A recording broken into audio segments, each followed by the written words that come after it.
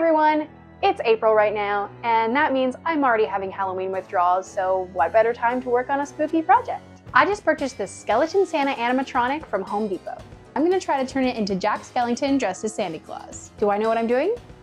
Not really, but I'm gonna try my best. I'm sure we're gonna hit bumps along the road, so let's just get started and see what happens.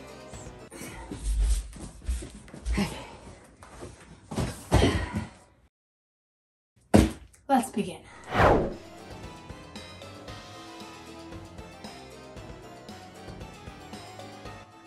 All right, he is together. Now, does he turn on? Let's find out. 3, 2, 1. Nothing. Okay, maybe there's an on-off button. How you work? Yeah, flashlight. I don't see an on-off button. What's this? Okay.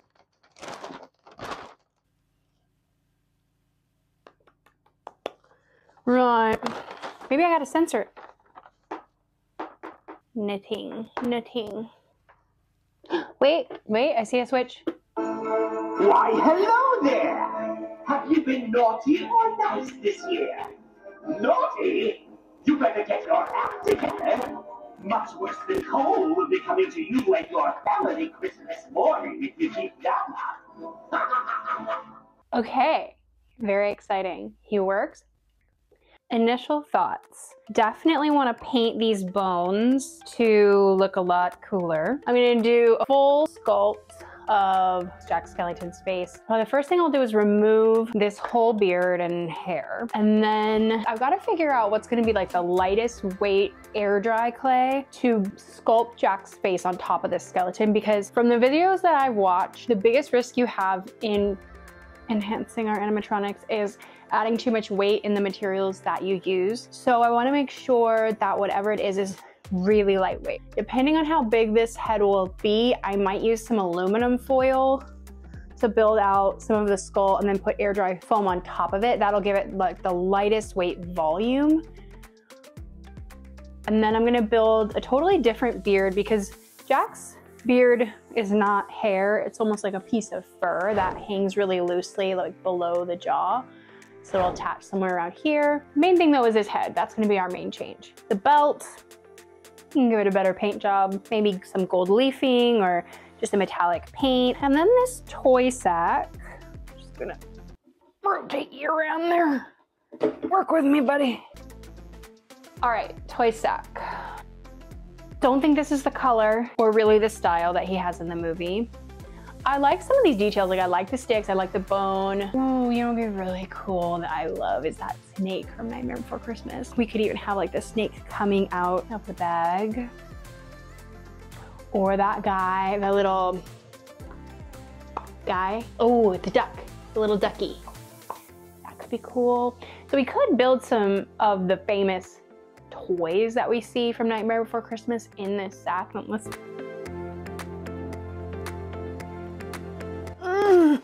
You're a heavy boy. Okay.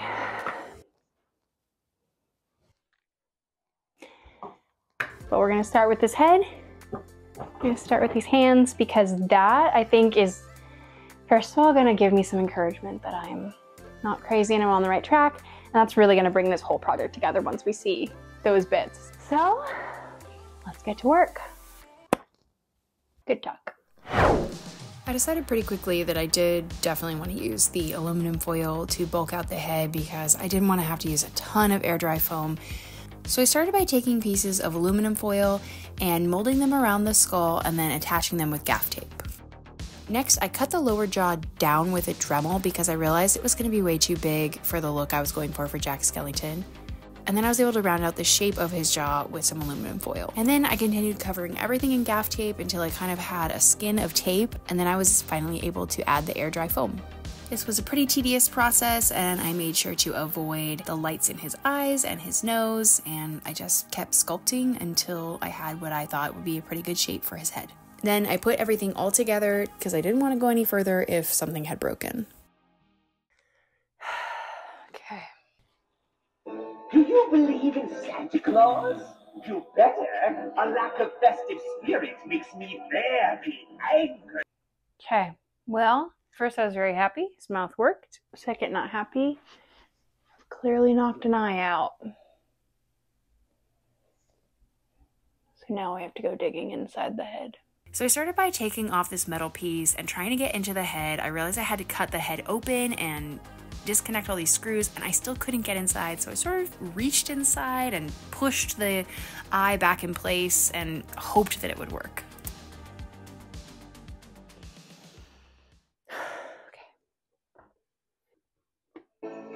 Why, hello there! Have you been naughty or nice this year? I am really worried about the fragility of these little LEDs. This one's a little bit more like pushed through, and this one's just like, it's just like kissing the plastic. Better not fall, I swear to, because there'll be no more getting in this noggin.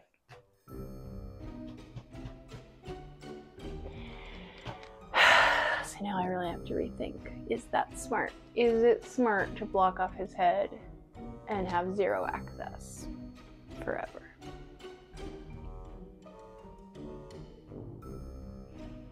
What would be smarter is to build like a piece of skeleton that velcros to the back of the head that can be unvelcroed if we need access again. I'm gonna think on that.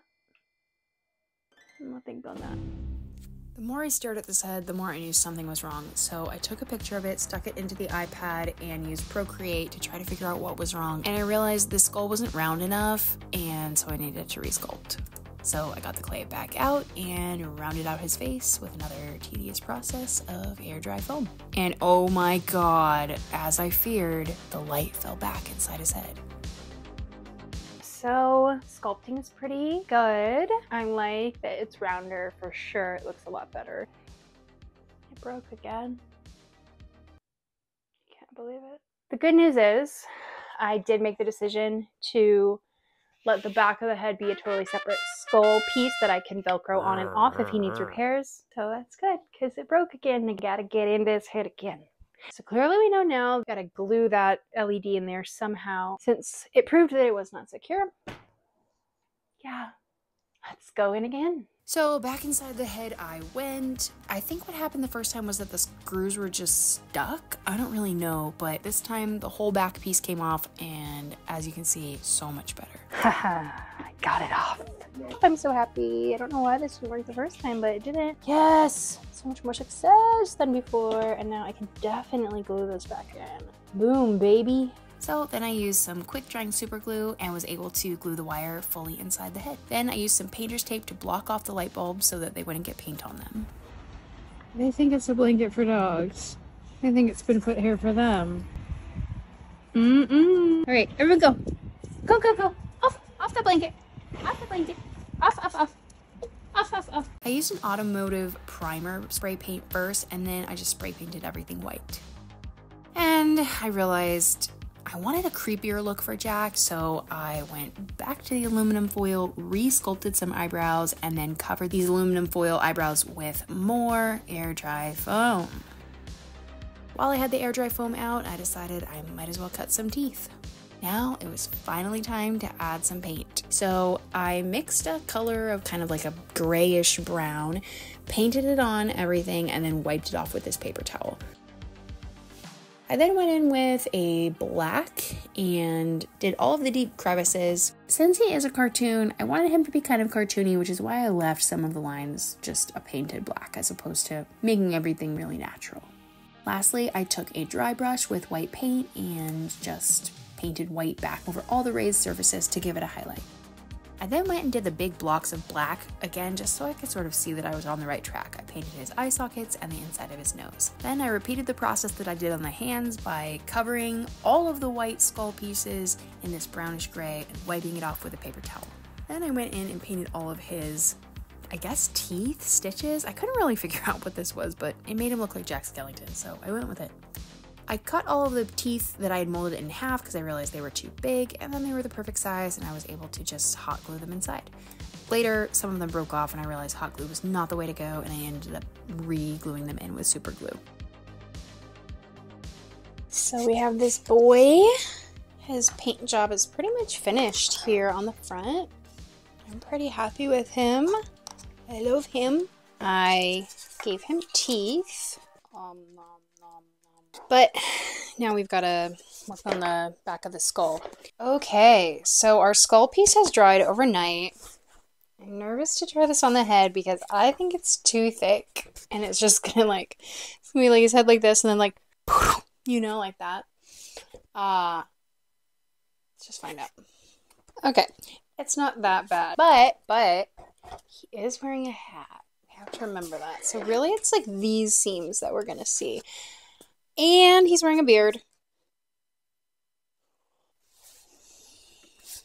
It's a little gappy, but I don't think anyone's gonna see it that much. I hope. Also, dumb. I should have done this before I painted him, because now I just have to repeat the whole process on this piece. We live, we learn. And so we begin the painting process all over with the back of the head. I then glued in some pieces of Velcro and Velcroed the back skull piece in place. And then I have spent a lot of time thinking what I can live with and what I can't live with in terms of this suit. So I have decided I'm going to live with the color of this velvet. I don't want to buy / make a whole new Santa suit because he's supposed to be in a much brighter red color. I just don't want to. So I'm not. So we're gonna just turn a blind eye to the fact that this is the wrong color red. But what I can't live with is this fur. It's so ugly. No offense, Mr. Skeleton. But like, I just don't understand the choice of this black accent. He doesn't have that. I know he's not Jack Skellington, but like, it's not adding. Don't like. So I am going to take this white fur. I'm going to glue it just right over the top. And that's going to be just fine. Now, costumers, cosplayers, before you freak out on me that I'm going to glue this fur in place. No, I would not do this. If it was like a real costume that a performer would be wearing, I would remove these, make new cuffs, sew the cuffs in place, make it very seamless and beautiful. But he's an animatronic. It's going to sit on my balcony. And for all intents and purposes, he's not going to have that much movement. It's going to be just fine. So yeah, I'm going to refur him. I haven't even started working with fur and there's fur in my mouth. I hate fur. It is a necessary evil in my life, but I absolutely hate fur. All right. Let's cut some more fur.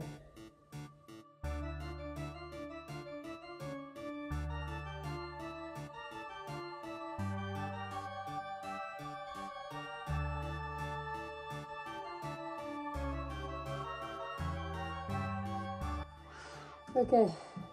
Just it again. You. And this was the point that I realized that the hat was no longer going to fit the head because the skull was bigger, and so I measured this new noggin and searched for fabric that was going to match. Ugh. These do not match. This one's close enough. I cut a new piece of fur, and yeah, just kind of said, let's make it work, folks. I pinned this piece in place, sewed it on the machine, and figured I would just kind of strategically hide this piece of the hat at the back of his head because, yes, we can see it does not match at all. But there it is in the back where no one's going to see it. Let's just glue it in place and call it a day. And then I decided, let's just put this whole skeleton back together to, again, make sure it's still working. Why, hello there! Have you been naughty or nice this year? It's sure nice being away from the South Pole.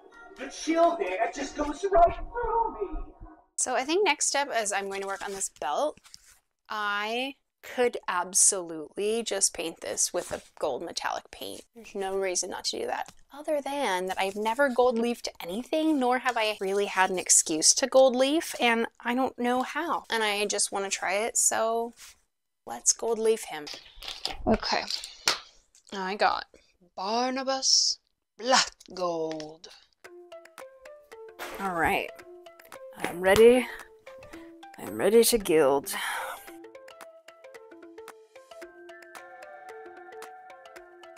Oh, edible. Shall not be eating this belt, but good to know. Oh, I have crumpled it already. Ah, we are delicate. We are very delicate. I see. You're not exactly what I was thinking we would be. Ooh, it's cool. It's cool. I love it. And the wrinkles don't even matter. Oh, it's gonna take a lot of sheets. I see. I understand. Maybe you're supposed to go like that. Beautiful. Okay, fun. Oh, it's going badly. Over here. Spread yourself. Nope, not gonna. OMG, I'm gonna use this whole thing. Okay, I have to be careful here.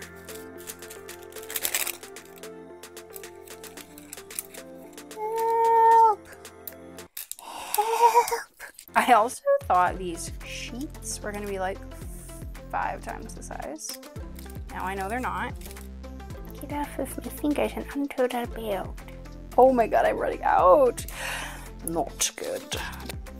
Here are my takeaways of gold leafing. 1, easy, but not at the same time. Foolproof, but not if you're trying to conserve your product.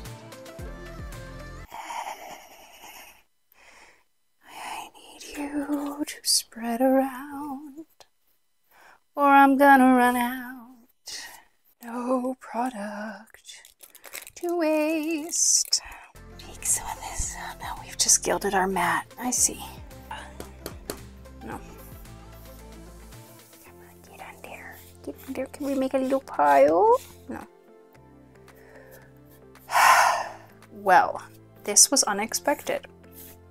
I should have bought more. And I'm probably gonna just leave it like this. Yes. Should I buy more and fish it out? I should. Might not. But anyway, we're sealing the leafing we did accomplish. Hoping this takes out the stickiness where we did not gild. Alright. Let's leave it overnight. The next day. Okay, the gold leafing is done. It's okay. I mean, could I have just used metallic paint? Absolutely. And you can sort of see that it is not evenly leafed. I've decided it's fine. So we're gonna call it good as gold. One of the last things I still needed to make was the beard. I made it out of the same material as I did the cuffs and everything on the jacket, but then when I put it on, it just blends in, so I didn't like it, so... I don't know how we're here again. So, cutting fur again, I made it out of a longer pile fur this time. And with that, the project is almost complete. I think the things that I have left are to put the belt buckle back together, put it on the skeleton, and I do want to enhance his toy sack a bit. The one toy that I did buy, interesting, arrived today, is this snake. So what's interesting is I have the bigger version of this snake. I thought this was the bigger version, and I'm not gonna tell you how much I paid for this. Way too much. It was too much for the big version. Definitely too much for the little version, but I own him now, and to be honest, for this project, it is probably a much better size. It's just if I knew it was this size, I would not have paid what I paid for him, but here he is, he's mine, and so I might as well put him in the toy sack. For the duck, I started with aluminum foil and then covered everything in air dry clay, very similar to how I did the head of Jack. For the bear, I needed a wire armature, so I started with that armature, covered that in aluminum foil, and then covered all of that in air dry clay. And then it was time for a paint job.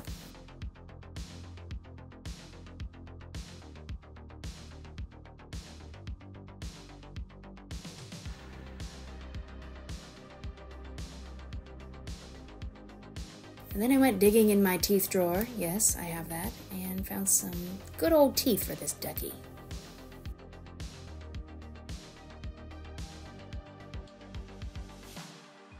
And now to put everything together. Before we see the final result, I want to acknowledge Wicked Makers, which is one of my favorite YouTube channels. I've been watching them for about a year and I've just been so inspired by the makeovers that they give these animatronics to improve them and make them better. So I decided to try my own here with Jack Skellington. I can guarantee you I never would have made this video if it wasn't for them, so make sure to check them out. I'm going to link to them in the description below.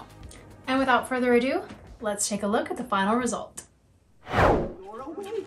I'm gonna leave some spooktacular presents under the tree this year for all the misbehaving children. Just be sure to not open them until Christmas morning. I'll be watching. Snakes for Jackie, spiders for Annie. Oh, it's the most horrible time of the year! Have you met my evil Christmas elves? They sure do love helping me terrorize the naughty children. Just be careful not to get too close. They are naughty little things. 'Tis done! A few final thoughts on this project. I had so much fun building it. I've always, well, not always actually, I was deathly afraid of animatronics as a kid, but in my adult life I have always wanted to make an animatronic. I would be very intimidated to make an animatronic from scratch, so this was a great intro project for me to take an existing animatronic and make it into something else. If I made future improvements on this guy, I would fix this arm position. Don't love the way it sits, but I know those of you who make stuff can empathize with the sentiment of I just want it to be done. Another improvement I could have made a bigger sack and I could have made it dark green, but I didn't because that didn't sound like a lot of fun. I do need to attach the actual toys to the bag. I just set them in place for our photo shoot today. One of the last things I did and I said, good enough. But overall, I'm super happy with it. I'm definitely glad that I made it and I can't wait to show it off this Halloween. As always, if you made it this far, thank you so much for watching. I plan to make more videos soon, so hit that subscribe button and I'll see you in the next video.